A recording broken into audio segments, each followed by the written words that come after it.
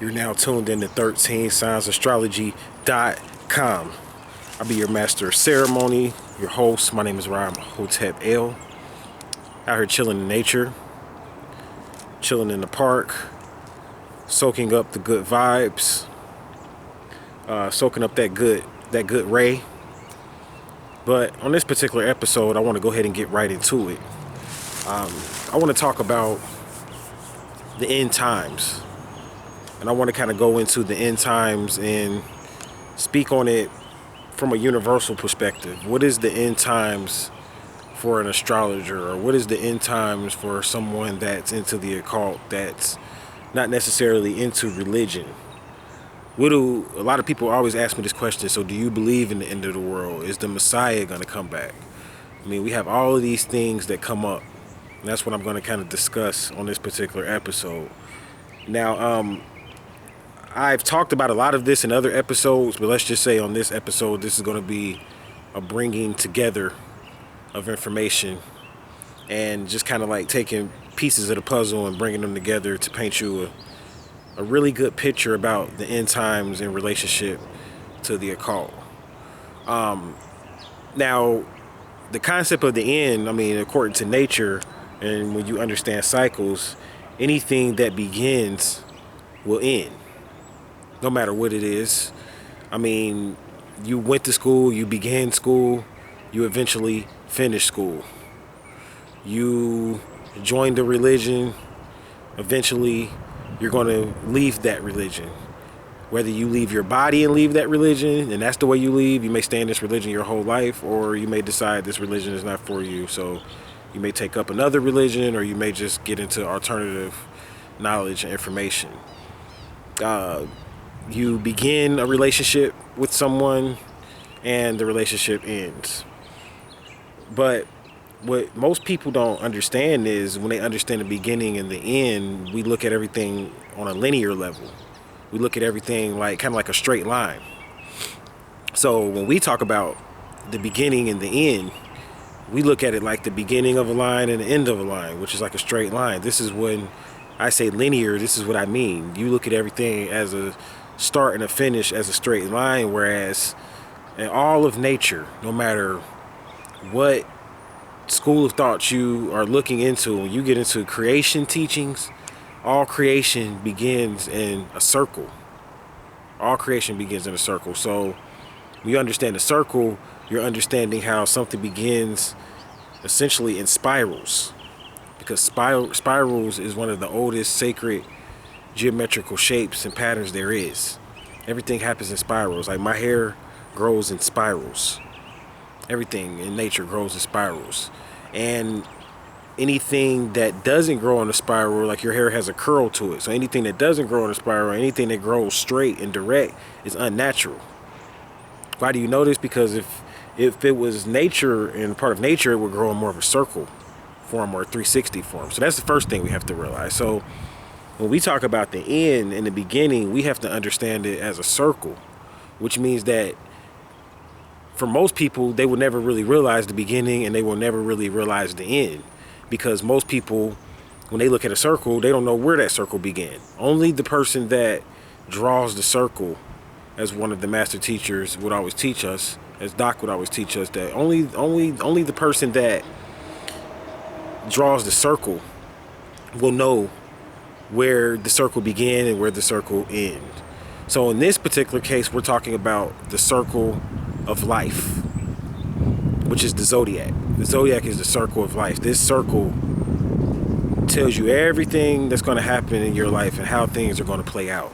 So this is the circle that I speak of when I say that everything begins in a circle and everything begins in creation. Even the zodiac is not a perfect circle, like a perfect disc, meaning that the zodiac is oblong. Just like the earth is not a perfect round shape, it's oblong. Like it may be round up here and fatter right here and it has bulges. It's not perfect. Well, that's the same thing with the zodiac. The zodiac is not perfect. So this is why a lot of people, they aren't hip to the new 13 sign zodiac. They don't understand anything about this new energy because of the fact that we're caught up on this, everything being given to us. We're caught up on this man-made sense of time and understanding things from a very linear perspective, and everything has to be evenly proportioned for for it to fit into our minds as a concept. We were never good at fractions and decimals and things of that nature as humans. So this is why we round things off to the nearest 10, and we, like a whole lot of us, don't like change. We just throw change away and get rid of the change and keep the paper money, or most people never count their change. Nowadays, you guys don't even deal with money because you guys are dealing in ATM cards, which is a whole nother story. But so you don't understand the circle, but everything begins in a circle. So right now we are actually at the beginning. People always ask me, what are your views on the beginning and the end? Are we in the beginning of this phase, or is the world about to end? What's going on, Ramhotep? Well, according to the ancients, we are at the beginning of time. Time ended. See, the end started back in 2010, going up into 2011, even up into 2012. That was the end of time, and I'm going to explain to you why. See, to understand the end, first you have to decide which culture you want to get it from.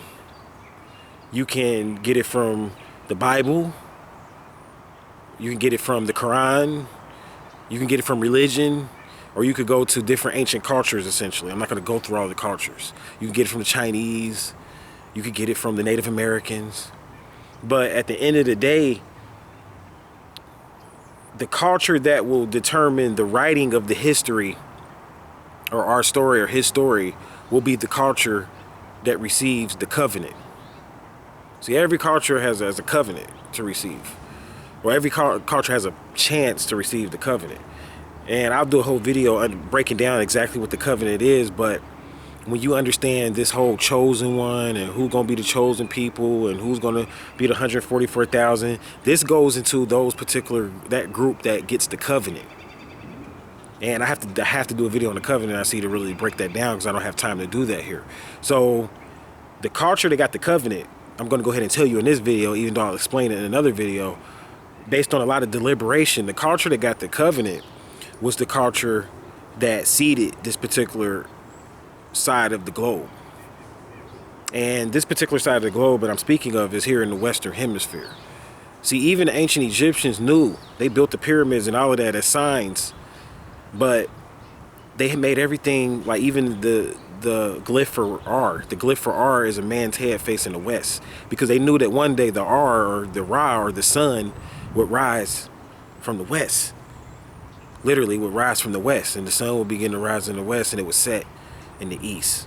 And this can happen scientifically. You can research this. This can happen scientifically. So they always would look to the Western Hemisphere, because they knew that this would be the region where the covenant would be given to a particular group of people. Now, this is a melting pot, so there's a lot of group of people. There's a lot of different groups here. But within this group, or amongst all of these groups, there's a group of people called the Aztecs. They're called the Aztecs, and I do a whole video on the Aztecs. But their doctrine and what they teach and the things that they believe is what I particularly use, what I believe is the doctrine, or one of the doctrines that will be used to determine times and cycles, and when things begin and when things would end. Because you need a codex, or you need a code. A codex is basically like kind of like a master blueprint or book that most masters use to kind of decode scriptures and to interpret things. You need a codex, and a codex is kind of like a zodiac is a codex. This is kind of like a key, what you would call a key. Like in a map, you see a key, and the key is what you would use to read the map. Well, this is what a codex is. So in order for you to understand the culture that would be the successors, or the ones that get the covenant, you have to research their information of what they left, and you have to compare what they left to what's going on right now. So I choose the Aztecs because the Aztecs left the best code. See, shout out to my Catholic people out there. They know what I'm talking about. The Aztecs, they have a scripture that they left, and this particular scripture is based upon Viracocha, and I talked about Viracocha in another video, so I won't go into this particular deity. But this deity named Viracocha left the Aztecs this particular codex, or this particular scripture. So they talk about, let me get right into the meat of what I want to talk about in this video, because I don't have much time.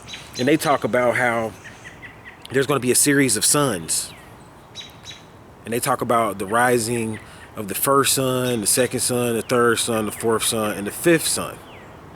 And this is what I want to kind of focus on here. So these suns represent cycles since man and woman have been brought into creation. And when I say man and woman, I'm speaking of this version of man and woman, or Homo sapiens, or humans in particular, because we've looked different ways even within these cycles. When you start researching and decoding these cycles and going back, you'll find that these cycles started approximately 30,000 years ago. Because when you understand cycles measure souls. And I talk about this in my past life readings, but cycles measure souls. And age, when you say something like an age represents physical structures, like physical bodies. Cycles represent light cycles of light. So when I talk about cycles, I'm talking about different periods of the sun. And the Aztec people believe that we are in the fifth, well, actually we just left the fifth cycle. And I'm going to explain to you what happens after each cycle. So after each cycle, there's always a theme. And I'll break it down for you. In the first cycle, the theme was that this was the beginning of man. This was the so-called Garden of Eden. This was the beginning of creation. And this particular cycle was ended by water. This is the cycle that's discussed in the Bible when they say that Noah had to save a bunch of people and put them on an ark and they flooded. Well, this particular cycle ended by water. This was the first cycle. Then you have the second cycle. Those particular people that survived the water cycles had to learn how to live in the air. So this brought us into the air cycle, which is the second sun. And in the air cycle, a particular group of people that lived from the air cycle were those people that basically escaped the judgment of air, which they use air. Whatever the cycle is ruled by, they'll use that element to destroy that particular cycle. So this kind of goes like into Avatar. They talk about the air benders and the water benders and all of that. But I'm going to do a video on Avatar eventually. I don't know when. I know I say I'm going to do videos on everything, but trust me, it'll come. Just like this video came. A lot of people was waiting on this one. So this particular air cycle, it ends when the element of air is used to destroy those particular people that lived in the air. So that was one cycle. Then you go into, that was during kind of like the times of Atlantis. So the water cycle goes back into the times of Lemuria when we came from out the waters. So then you go into the next phase and the next cycle. And the next cycle is the fire cycle. And this particular fire cycle is when men begin to learn how to really build from the earth up. And one of the things you need to make bricks and things like that, you need heat. You need fire. No matter if you're talking about alabaster or whatever, if you want to shape and mold something, you're going to have to apply heat to it. So this is why it became the fire cycle. This was the third sun. This cycle was depleted. Then we went into the fourth sun, or the fourth cycle. And this cycle is represented by earth. This cycle is represented by the earth element. And this cycle is when women got introduced to the fold. See, the last cycle in fire, the only people that survived the fire cycle was a man and a woman. So then when you go to the fourth cycle, that woman was superior. She was the leader. So this is where you get into femininity and understanding when the cycle when women really actually ruled everything, which was actually in the fourth cycle, which would have been approximately during the time. This is when you kind of go into the ancient Egyptian times, the heyday of the pyramids. This goes back about maybe 8,000 to 10,000 years ago, around the time when they left Atlantis and that whole era and they were into the pyramid era. So this is when you understand Africa and how Africa is always usually matriarchal. This is because this is the times of the woman, when she ruled. Even though the man, we had pharaohs and kings and men looked big, but the women was behind the scenes ruling everything. And then you need to take note of that, because that's going to be part of how this cycle ends. So that's the fourth cycle. That cycle ended through shifts of the earth. The earth breaking off, separating bodies of land, people losing contact with each other. So we lost a lot of knowledge in the ending of the fourth cycle. So then that's when we go into the cycle of religion, which is this fifth cycle that we're in, the fifth sun cycle. And this is the cycle of religion where we lost the knowledge of ourselves. So people come up with this false doctrine and a lot of fairy tales and things like that rule and are the order of the day.